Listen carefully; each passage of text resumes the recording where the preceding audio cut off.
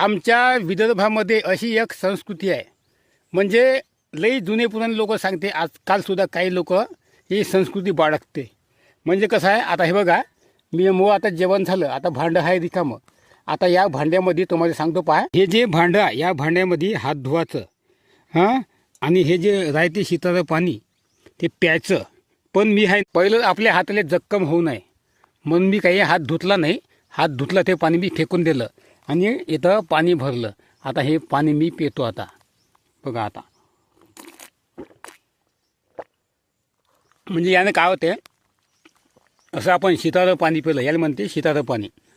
असं आपण पाणी पिलं जेवणा खावणाचं तर आपण श्रीमंत होतो, अशी आमच्या जनमानसामध्ये समज आहे, आमच्या विदर्भामध्ये. तर तुमच्याकडे कसं काय सांगा. मला वाटलं लोक आता ऐकू आपण प्या म्हणलं. आता काय होते माहीत नाही, श्रीमंत होते का गरीब होते माहीत नाही, कसं तसंच राहते का गरीब माहीत नाही.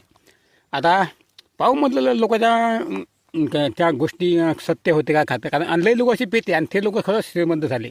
पहिले ते लोक गरीब होते. लई लोक सांगते आम्ही पहिलं गरीब होतो मग झालो श्रीमंत. लई असे आमच्या डोळ्यात दिखतचे अनुभव आहे.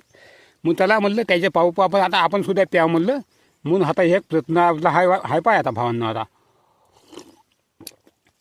कसं वाटते आमच्या गावाकडला वेळ आणि हे गावाकडली आमची संस्कृती सांगा बरं, तुमच्याकडे कसं काय आहे त्या जेवणाबद्दल आणि जेवण झाल्यावर हात धुण्याबद्दल आणि असं शीतळ पाणी पिण्याबद्दल तुमच्याकडे काय आहे ते खाली कमेंटमध्ये लिहून पाठवा. आणि एक महत्त्वाची गोष्ट सांगतो पहा, म्हणजे आम्ही एक स्पेशल चॅनल काढला आहे मोठ्या मोठ्या व्हिडिओसाठी, उत्तम सुमित्रा मराठी व्लॉग्स नावाचं.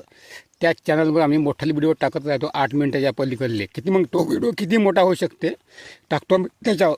तुम्ही यूट्यूबमध्ये जाऊन सर्च करा उत्तम सुमित्रा मराठी व्लॉग्स आणि मोठाले व्हिडिओ 5 जा आमचे गावाकडले. चला भावांनो, लाईक करा, कमेंट करा, सांगा कसा वाटला.